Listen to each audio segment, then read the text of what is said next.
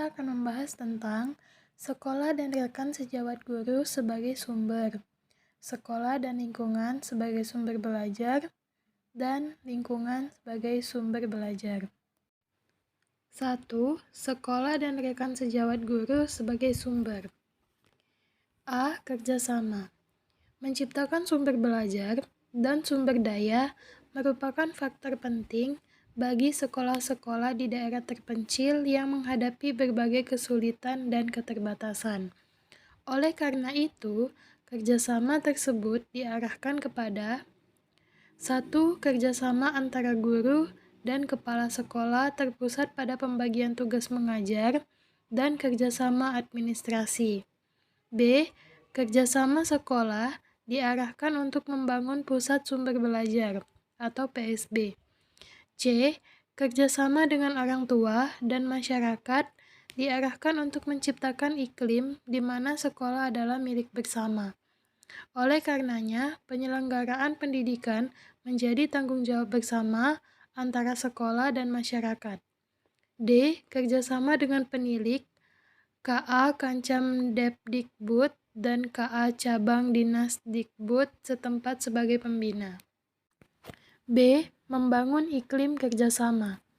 Berikut ini beberapa hal yang dapat digunakan untuk membangun kerjasama dengan pihak lain yang terkait, yaitu 1.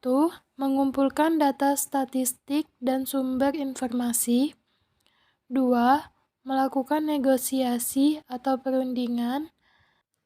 3. Memberikan peranan nyata. 4. Melaporkan keadaan sekolah. Dan yang kelima, memberikan tanda penghargaan. C. Melakukan kerjasama dengan sekolah dan rekan sejawat guru. Perlu disadari, kita sebagai guru mempunyai kelebihan dan kekurangan. Kerjasama dimaksudkan untuk memanfaatkan kelebihan dan saling mengatasi kekurangan. Anda sebagai guru tentu memahami betul kondisi dan keadaan sekolah. Hal ini dapat mempengaruhi dalam menjelaskan proses pembelajaran. Ada kalanya Anda melihat kekurangan di sekolah Anda, misalnya kekurangan tenaga kerja guru, sehingga Anda harus mengajar merangkap beberapa kelas sekaligus, atau siswa tidak memiliki buku sumber, atau Anda tidak mempunyai buku pedoman guru secara lengkap.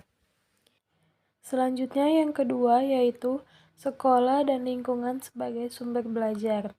A. Menciptakan lingkungan sekolah sebagai sumber belajar. Untuk menunjang proses belajar mandiri, perlu adanya suatu suasana yang mendorong murid dan guru untuk memanfaatkan bahan dan perlengkapan yang ada. Suasana tersebut adalah adanya persiapan alat atau bahan sebagai sumber belajar dan terciptanya lingkungan belajar untuk menunjang proses belajar mandiri. B. Melengkapi sekolah dengan sumber belajar. Untuk melengkapi sekolah dengan sumber belajar, ada banyak sekali cara yang dapat dilakukan, antara lain yaitu seperti mengumpulkan berbagai jenis tumbuhan, daun-daun atau bunga, kemudian dikeringkan dan disusun berdasarkan jenisnya, atau mengumpulkan berbagai jenis binatang seperti serangga, atau mengumpulkan berbagai jenis biji-bijian, dan masih banyak lagi. C. Bagaimana cara mengembangkan program kebun, kolam, dan peternakan sekolah? Kita tidak perlu menggunakan semua sarana belajar tersebut. Cukup memilih salah satu saja, misalnya yang paling sederhana, mudah, dan dapat dilaksanakan di mana saja, seperti kebun sekolah. D. Mengembangkan pusat sumber belajar atau PSB. PSB merupakan tempat kegiatan belajar, maka PSB harus dilengkapi dengan perlengkapan sumber belajar, seperti berikut. 1. Alat peraga. 2. Sumber belajar, dapat berupa buku atau majalah, koran, herbarium, dan lain-lain. Dan yang ketiga, media elektronik, seperti kaset audio, kaset video, radio, dan TV.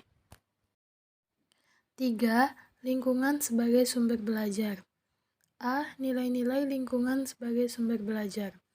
Lingkungan yang ada di sekitar anak merupakan salah satu sumber belajar yang dapat dioptimalkan untuk pencapaian proses dan hasil pendidikan yang berkualitas bagi anak usia dini. Karena 1. Lingkungan menyediakan berbagai hal yang dapat dipelajari anak.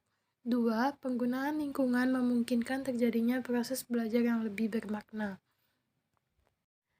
3. Penggunaan lingkungan sebagai sumber belajar akan mendorong pada penghayatan nilai-nilai atau aspek-aspek kehidupan yang ada di lingkungannya.